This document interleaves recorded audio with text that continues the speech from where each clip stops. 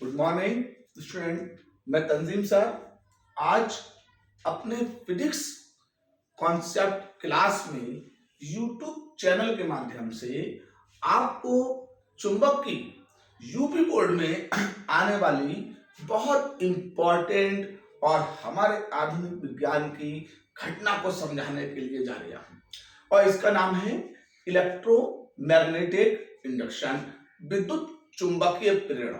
तो हम जानेंगे इस वीडियो में कि विद्युत चुंबकीय प्रेरण क्या होता है, विद्युत चुंबकीय प्रेरण से हमें क्या मिलता है।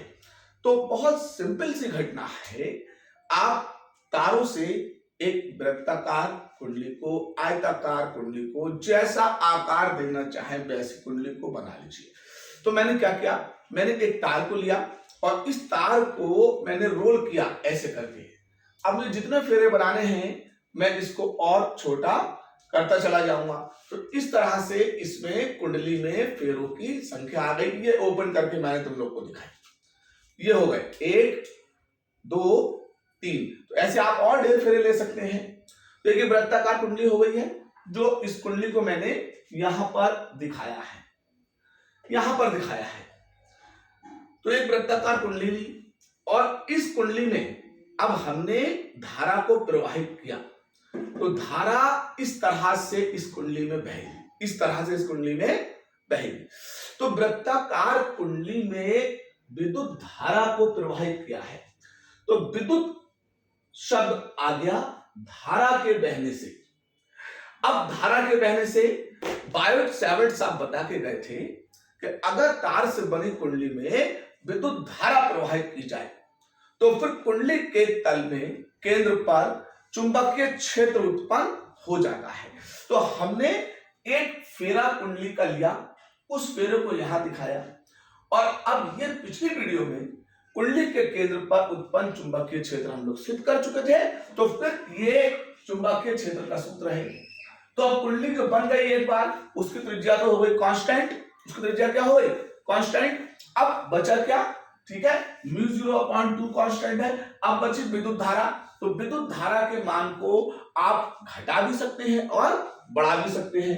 तो अब धारा के बढ़ने पे चुंबकीय क्षेत्र भी बढ़ेगा और धारा के कम होने से चुंबकीय क्षेत्र भी कम होगा। तो इसका मतलब चुंबकीय क्षेत्र उसमें बहने वाली धारा के अनुक्रमानुपाती हो गया। आगे बढ़ते हैं।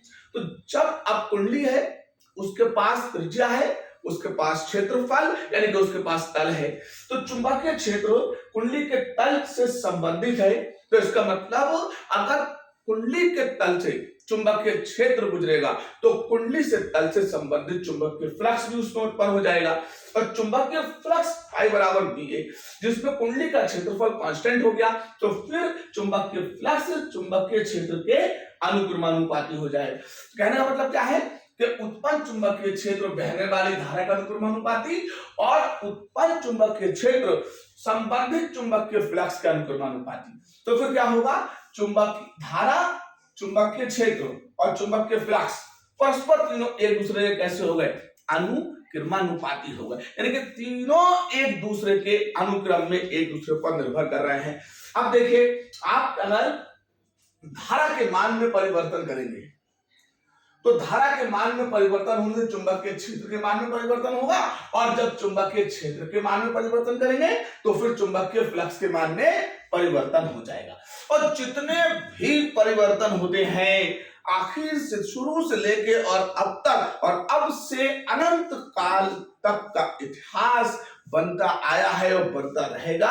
जितने भी परिवर्तन होते हैं वो सब के सब समय के सापेक्ष होते हैं। तो फिर समय के सापेक्ष चुंबकीय फ्लक्स परिवर्तन की जो दर आएगी, समय के सापेक्ष चुंबकीय फ्लक्स परिवर्तन की जो दर आएगी वो प्रेरित विद्युत वाहक बल कहलाती है। क्या कहलाती है, प्रेरित विद्युत वाहक बल कहलाती है। अब विद्युत वाहक बल के आगे मैंने बोल्ट लिखा है। तो बोल्ट क्यों लिखा है, इसका मतलब कुंडली के सिरों के बीच विभवांतर स्थापित हो चुका है।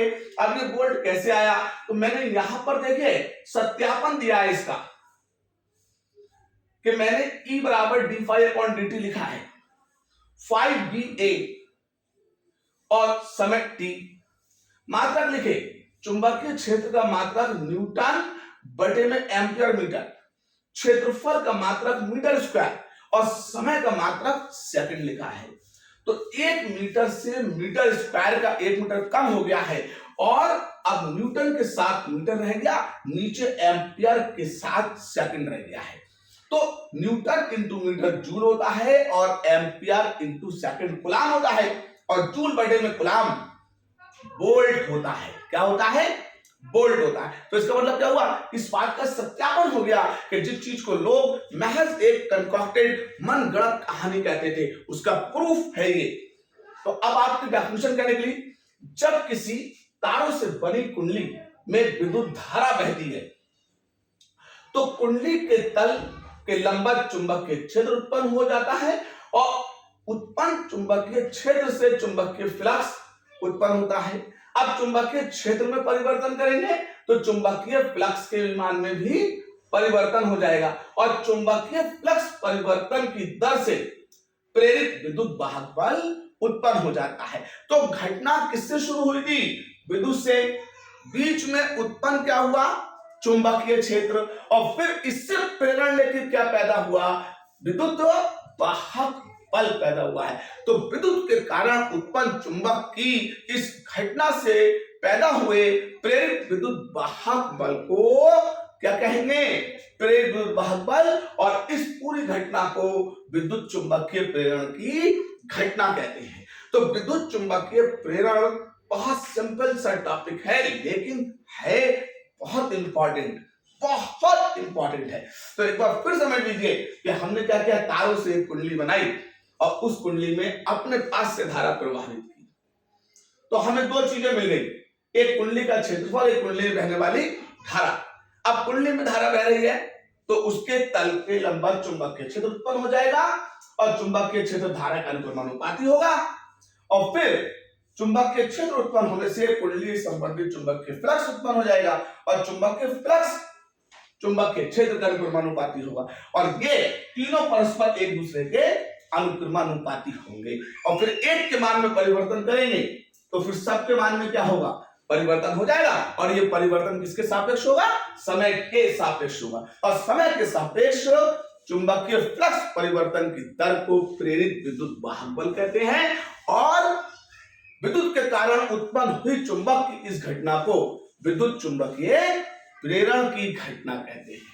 तो उम्मीद करते हैं कि आपको इस वीडियो में हम अपनी तरफ से विद्युत चुंबकीय प्रेरण की इस घटना को पूरी तरह से समझाने में सफल हुए होंगे और अगर कोई गलती हमसे हो गई है तो उसको हम सुधारने की कोशिश करेंगे। और अब इसी को आधार बना के आगे के लिए विद्युत चुंबकीय प्रेरण के फैराडे ने अपने नियम दिए थे, जिनको मैं अपनी अगली वीडियो में पेश करूंगा। तब तक के लिए जय हिंद।